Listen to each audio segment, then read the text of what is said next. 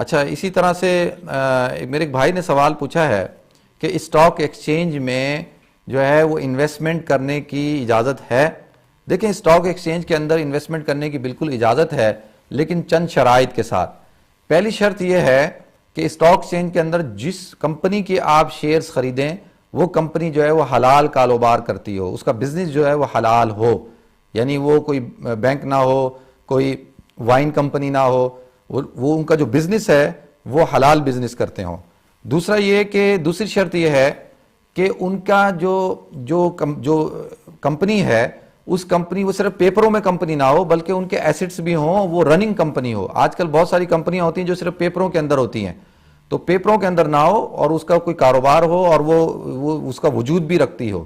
اسی طریقے سے تیسری شرط یہ ہے کہ ان کا جو کیپٹل ہے وہ 60% یعنی 100 میں سے 60% جو ہے وہ جو لون بیس انٹرسٹ بیس کیپٹل نہ ہو بلکہ جو ان کے پارٹنرز ہیں ان کا کیپٹل ہو. اگر 70% یا 60% ان کا اوپر لون ہے اور جو انہوں نے سود کے اوپر لیا ہوا ہے تو پھر اس قسم کا جو ہے اس کمپنی کے اوپر جو ہے وہ آپ انویسٹمنٹ نہیں کر سکتے.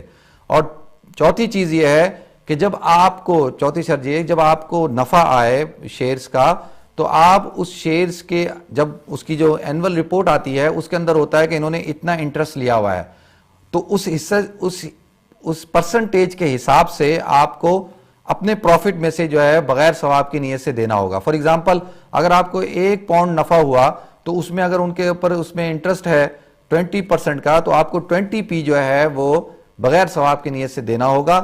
اور ایک 5ویں شرط یہ ہے کہ آپ کوشش اور وقتاً فوقتاً ان کو کہتے رہیں کہ بھئی آپ اپنے کیپٹل کو جو ہے 100% شیئر بیس جو ہے وہ کیپٹل کر لیں, انٹرسٹ جو ہے وہ کم سے کم کریں. انشاءاللہ امید کرتے ہیں کہ یہ بڑا لمبی گفتگو ہے, اس کے اندر جو ہے مختصراً جواب دیا ہے. ایک اور کال لیتے ہیں پھر انشاءاللہ جواب دیں گے. السلام علیکم. السلام علیکم. وعلیکم السلام جی. جی فرمائیں. وعلیکم السلام جی. باب صاحب کیا حال ہے, خیریت ہے؟ اللہ کا شکر, آپ سنائیں خیریت سے ہیں؟ ٹھیک ہیں بالکل خیریت سے ہوں. میں مقصود احمد ڈار بول رہا ہوں, امجد صاحب سے آیا تھا پاکستان سے. جی فرمائیں خیریت سے. آپ کا خیریت ہے؟ اللہ کا کرم شکر اللہ کا. جی ابھی ہم نے پروگرام دیکھ رہے تو میں بولا ہم بھی ایک تھوڑا سوال کر لیں. جی بہت اچھا, پوچھیں. میں نے یہ پوچھنا تھا, پہلے پہچان لیا آپ نے مجھے؟ بالکل میں کوشش کر رہا ہوں میرے بھائی, آپ سوال پوچھیں انشاءاللہ پہچان لوں گا میں. جی پوچھیں. اچھا میں نے سوال یہ کرنا تھا کہ ایک دو میاں بیوی جو ہے آپس میں جماعت جو ہے یہ گھر میں کر سکتے ہیں؟ ٹھیک ہے, اور کوئی سوال ہے آپ کا ڈاکٹر صاحب؟ تو ابھی پہچان لیا نا آپ نے, مہربانی. جی بالکل, بس یہی سوال تھا. تو صرف یہ ہے کہ میں بولا ذرا رابطہ کر لے. بہت شکریہ آپ کا جی, بہت شکریہ, جزاک اللہ آپ کی کال کرنے کا. ایک اور کال لیتے ہیں. السلام علیکم. السلام علیکم. جی آپ کی آواز آ رہی ہے, آپ اپنے ٹی وی کی والیوم کو پلیز کم کر سکتی ہیں؟ جی فرمائیں. اچھا یہ جواب دے دیتا ہوں میں. اچھا یہ ایک سوال پوچھا گیا ہے کہ 5 وقت جو نماز پڑھی جاتی ہے اس کے اندر جو نوافل پڑھے جاتے ہیں کیا وہ بیٹھ کر پڑھ سکتے ہیں نہیں پڑھ سکتے؟ دیکھیں جو ہے سنت موقدہ اور سنت غیر موقدہ, ان کو تو جو ہے وہ سنت موقدہ کو تو کھڑے ہو کے ہی پڑھنا ہے, اور سنت غیر موقدہ جو ہیں کوشش کریں کہ ان کو بھی کھڑے ہو کے پڑھیں. لیکن حضور اکرم صلی اللہ علیہ وسلم سے جیسے جو ہم عشاء کی نماز کے بعد جو 2 رکعت وتر کی نماز کے بعد جو 2 رکعت نفل پڑھتے ہیں یہ حضور اکرم صلی اللہ علیہ وسلم سے بیٹھ کر پڑھنا جو ہے وہ ثابت ہے.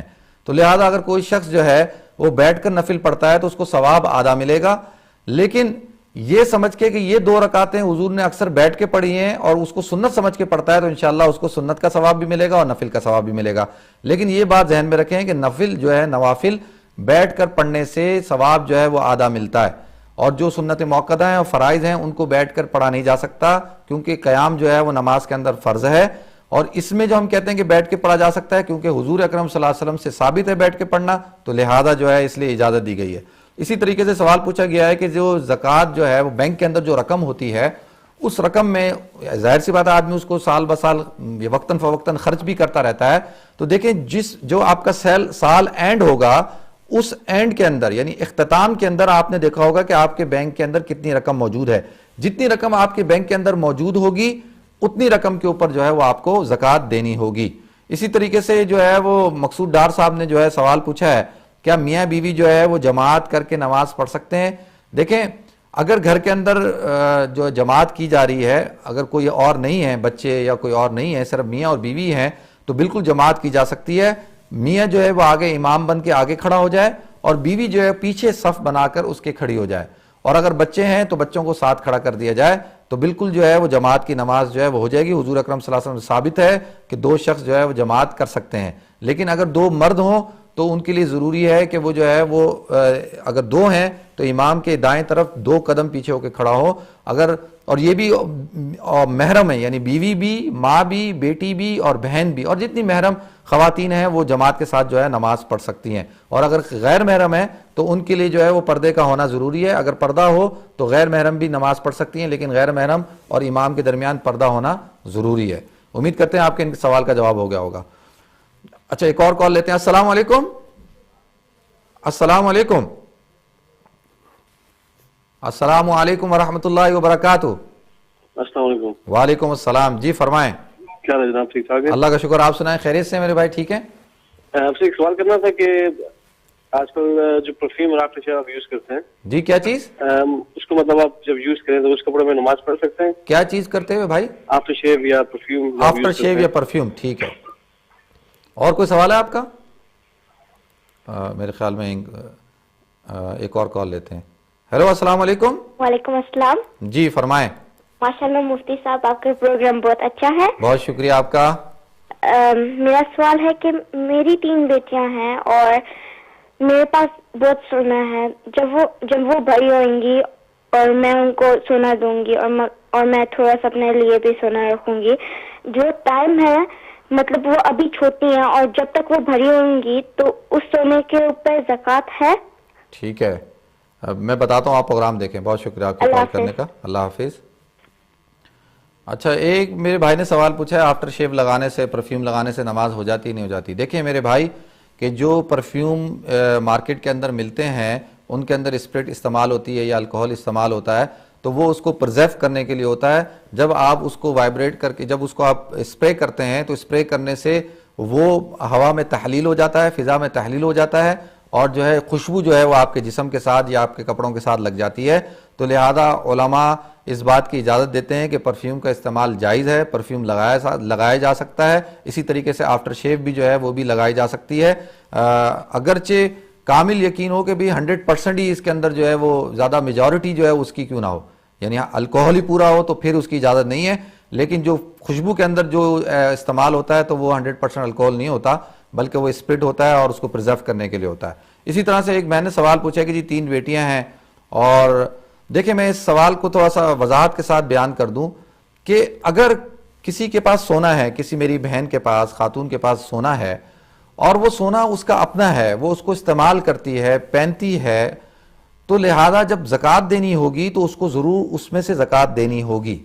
لیکن اگر اس کی بیٹیاں ہیں جو نابالغ ہیں اور اس نے کچھ سونا جو ہے اپنی 3 بیٹیاں یا 2 بیٹیاں یا 1 بیٹی کو جو ہے وہ دے دیا، اور یا لاکرز میں یا کہیں پہ رکھ دیا ہے، اور وہ اس کو اپنی کتاب میں لکھ دیا ہے کہ یہ میرا نہیں میری بیٹی کا ہے اور میں نے اپنی بیٹی کو اس بیٹی کو یہ سونا دے دیا ہے، اور پھر وہ اس کو کبھی بھی استعمال نہیں کرتی، سال میں کبھی وہ اس کو استعمال نہیں کرتی، کبھی ضرورت پڑنے پہ جو ہے یہ نہیں کہ بھئی ضرورت پڑا تو اس کو استعمال کر لیا یا اس کو بیچ کے جو ہے اس کے پیسے کو استعمال کر لیا، تو اس طور پر اگر ملکیت دیتے ہیں تو پھر تو اجازت ہے، پھر اس بچی کے اوپر زکوٰۃ، کیونکہ نابالغ کے اوپر زکوٰۃ نہیں ہوتی.